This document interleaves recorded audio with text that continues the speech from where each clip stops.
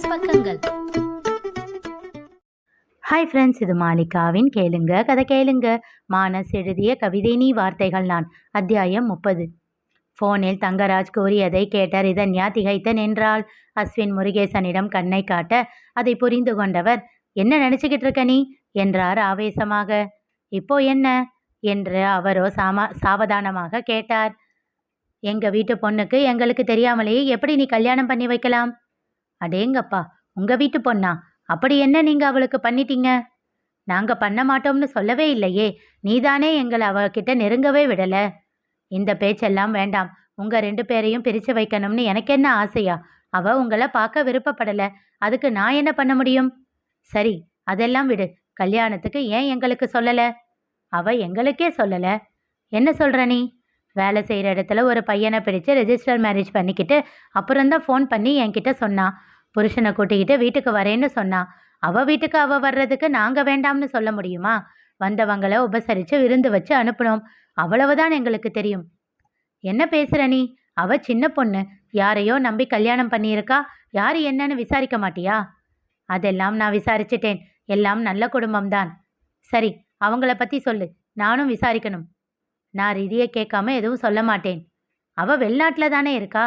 இங்கே நடக்கிறது அவளுக்கு என்ன தெரிய போகுது? அந்த பையனோட குடும்பம் இங்கே தானே இருக்கும். நாங்கள் அவளை பற்றி விசாரிக்கணும். நீ அவங்க அட்ரஸ் மட்டும் சொல்லு.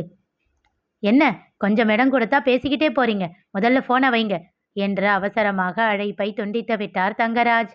பேச்சு வராமல் சிலையாக உறைந்து நின்றாள் ரிதன்யா.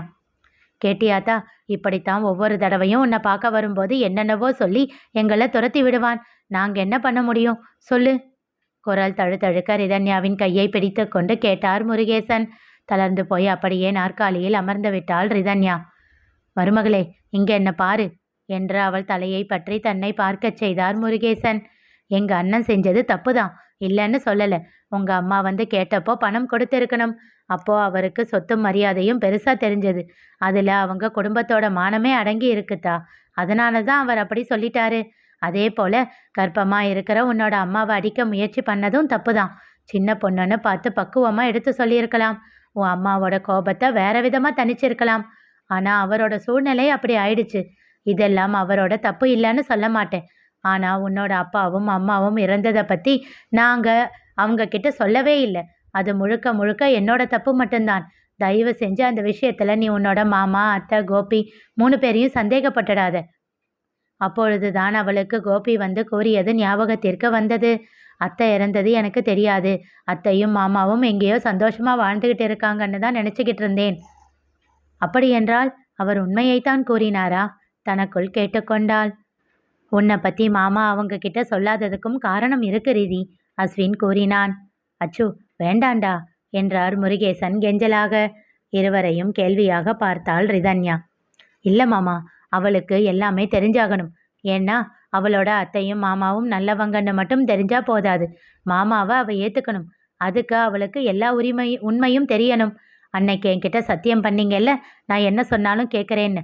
இப்போ நான் சொல்கிறேன், எல்லா உண்மையும் அவகிட்ட சொல்லுங்க. வேதனையோடு ரிதன்யாவை பார்த்தார் முருகேசன். செல்லம்மா வளர்த்த தங்கச்சி வந்து பணம் கேட்டு தர முடியாதுன்னு சொன்னவரே எதுக்காக பணம் கேட்டு அதே தங்கச்சி கிட்ட போய் நின்னாருன்னு உனக்கு தெரியுமா? தெரியாது என்பதை போல் தலையசைத்தாள். கோபி பிறந்த 5 வயசு வரைக்கும் என்னோட மதனி நல்லா தான் இருந்தாங்க. அதுக்கப்புறம் அவங்களுக்கு அடிக்கடி உடம்பு சரியில்லாமல் போச்சு. என்னன்னு போய் பார்த்தப்போ தான் தெரிஞ்சிருக்கு அவங்களுக்கு இருந்தது புற்றுநோயின்னு. திகைத்தாள் ரிதன்யா. அதுதாம்மா உண்மை. அவங்களோட வைத்திய செலவுக்கு நிறைய பணம் செலவாகும் அப்படின்னு அந்த செலவுக்காகத்தான் உங்கள் அம்மா கிட்ட வந்து கையெழுத்து போட சொல்லி கேட்டிருக்காரு என்னோட அண்ணன். ஆனால் உன்னோட அம்மா முடியாதுன்னு சொன்னதுனால வெளியே பணத்துக்கு ஏற்பாடு பண்ணியிருக்காரு. ஆனால் அதுக்குள்ளே உங்கள் அம்மா சொத்துக்கு சமமாக பணம் கேட்டதும் வேற வழி இல்லாமல் நிறைய கடன் வாங்கி உங்கள் அம்மா கையில் கொடுத்துட்டாரு. உங்கள் அம்மா செஞ்ச செயலில் வக்கீலுக்கே கொஞ்சம் கோபம். அதனால் அண்ணன் பணம் கொடுக்கும்போது சொத்து எல்லாத்தையும் எங்கள் அண்ணன் பேரில் மாற்றி தர உங்கள் அம்மா கிட்ட கையெழுத்து வாங்கிட்டாரு. ஆனால் அவ்வளவு சொத்து இருந்தும் அண்ணனால் எதுவும் பண்ண முடியல. அதில் இருந்து வர்ற வருமானம் வட்டி கட்டவே சரியாக இருந்தது. என் மதனியோட ட்ரீட்மெண்ட்டுக்கு பணம் இல்லாமல் மேற்கொண்டு கடன் வாங்கினாரு. கடன் மேலே கடன் வாங்கினது கழுத்தை நெருக்கிடுச்சு. ஒரு நாள் கடன் கொடுத்த ஒருத்தன் வாசலில் வந்து நின்னான். அவன் பேசின பேச்சில் மனம் உடஞ்சி போயிட்டாரு. தன்னோட தாத்தாவும் அப்பாவும் காப்பாற்றி வச்ச மரியாதையை தான் கெடுக்கிறதா நினச்சவர் சொத்து எல்லாத்தையும் வித்துட்டு கடனை அடைச்சிட்டாரு. மிச்சம் இருந்த பணத்தை எடுத்துக்கிட்டு கோயம்புத்தூர் வந்துட்டாரு. அவரோட ஃப்ரெண்டு ஒருத்தர் வீட்டை விற்க போறதா சொல்லவும் அவர் வீட்டை இவர் வாங்கிக்கிட்டு இங்கேயே இருந்துட்டாங்க. திரும்பவும் ஊர் பக்கம் வரவே இல்லை. நானும் வைதேகியும் அப்பப்போ வந்து பார்த்துட்டு போவோம். ஆனா அப்போ கூட மதனியோட உடம்பை பத்தி எங்களுக்கு தெரியல. இருந்த பணத்தை வச்சு முடிஞ்ச அளவுக்கு வைத்தியம் பார்த்தும் எங்க அண்ணனால மதனியை காப்பாற்ற முடியல.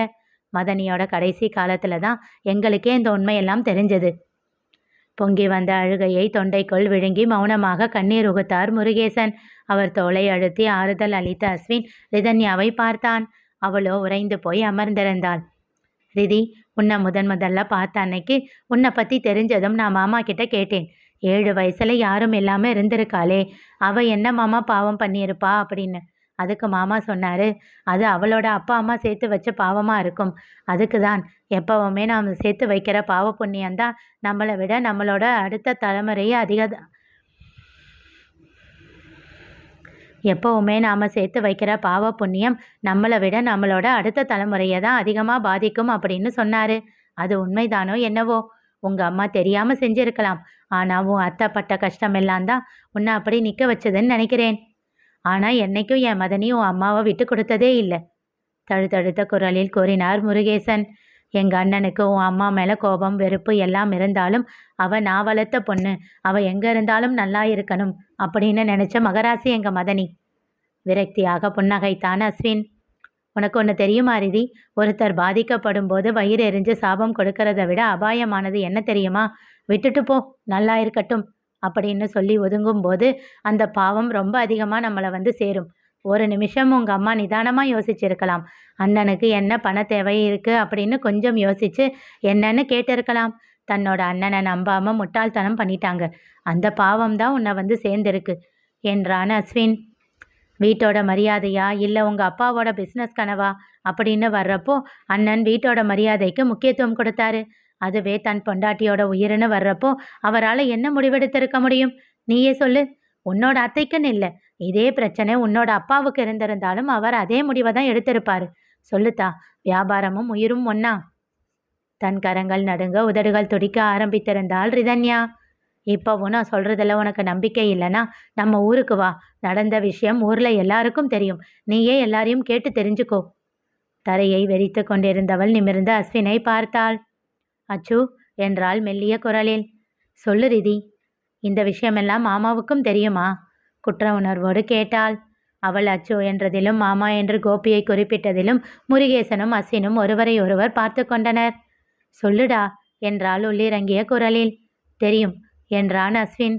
எப்படிடா தெரிஞ்சும் எப்படி என்னை தேடி வராரு? அவருக்கு என் மேலே கோபமே இல்லையா? என் அம்மா பண்ண தப்பால தானே இன்னைக்கு அவர் அம்மா இல்லாமல் இருக்காரு. அவரால் எப்படி என்கிட்ட கோபத்தை காட்டாமல் இருக்க முடியுது? புன்னகைத்தார் முருகேசன். அவனுக்கு அவள் அம்மாவோட குணம். அதை கேட்டதும் கொஞ்சம் கொஞ்சமாக உடைய ஆரம்பித்தாள் ரிதன்யா. உன் மேலே என்ன? இப்போ உன் அம்மாவே உயிரோட இருந்து அவன் முன்னாடி வந்தாலும் அவன் மேலே கூட கோபத்தை காட்ட மாட்டான் என் பையன். அவன் குணம் என்னன்னு இதோ இவனை கூட்டிகிட்டு வந்து வளர்க்கும் போதே தெரியலையா? இதற்கு மேல் தாங்க முடியாது என்பதை போல் அச்சு என்று சொல்லிக்கொண்டே அவன் மார்பில் சாய்ந்து உடைந்து அழத் தொடங்கினாள். அறையே அதிரும்படி வெடித்து அழுதாள். அவளை அணைத்து முதுகை தடவி சமாதானம் செய்தான் அஸ்வின். போதும் ரிதி, அழவே தெரியாத நீ அழறது என் மனசுக்கு கஷ்டமா இருக்கு. உன்னை கண்ணுக்குள்ள வச்சு பார்த்துக்க மாமா இருக்காரு. தயவு செஞ்சு அவரை நம்பு, அவரை ஏத்துக்கோ. எங்கேயோ இருந்த நீ எதுக்காக மாமாவோட கண்ணில் படணும்? யார்கிட்டையும் மயங்காத உன்னோட மனசு ஏன் மாமா பக்கம் சாயணும்? அவர் தான் வேணும்னு நீ ஏன் பிடிவாதமாக இருக்கணும்? யோசிச்சு பாரு. எல்லாமே விதி. உன்னோட அம்மாவும் மாமாவும் பிரிஞ்சு அவங்க வாழ்க்கையை அவங்களே அழிச்சுக்கிட்டாங்க. இதில் பாதிக்கப்பட்டது நீயும் மாமாவும் தான். இனி நீங்கள் 2 பேரும் சந்தோஷமாக இருக்கணும்னு நினச்சி தான் உன்னோட அப்பா அம்மா மாமா அத்தை 4 பேரோட ஆத்மாவும் சேர்ந்து இதை நடத்தியிருக்கு. நீண்ட நேரம் அவனிடம் இருந்து விலகாமல் அழுது கொண்டே இருந்தாள் ரிதன்யா. பின் நிமிர்ந்து அவன் முகம் பார்த்து கேட்டாள். அச்சு, நான் மாமாவை பார்க்கணும். சந்தோஷமாக அவளை அழைத்து கொண்டு இருவரும் வீட்டிற்கு சென்றார்கள். வீட்டில் தங்கள் அறையில் கண்கள் மூடி படுத்திருந்தான் கோபி. கதவை திறந்து கொண்டு உள்ளே வந்தாள் ரிதன்யா. சத்தம் கேட்டு திரும்பி பார்த்தவன் அவளை கண்டு திகைத்து எழுந்து நின்றான். பொம்மு என்றான். அவனிடம் ஓடிப்போய் பாய்ந்து தாவி அணைத்து கொண்டாள் ரிதன்யா. முருகேசன் மனதில் சந்தோஷத்தோடு இதனை பார்த்து கொண்டு இருக்க அஸ்வினோ ஏதோ யோசனையோடு இருந்தான். அச்சு, என்ன ஆச்சு என்றார் முருகேசன். மாமா, தங்கராஜ் எதுக்கு உங்களையும் ரிதியையும் பிரித்து வைக்கணும் என்று கேட்டான். தங்கராஜ் ஏன் அவ்வாறு செய்தார் தெரிந்து கொள்ள தொடர்ந்து கேளுங்க. கதை கேளுங்க. மீண்டும் சந்திப்போம்.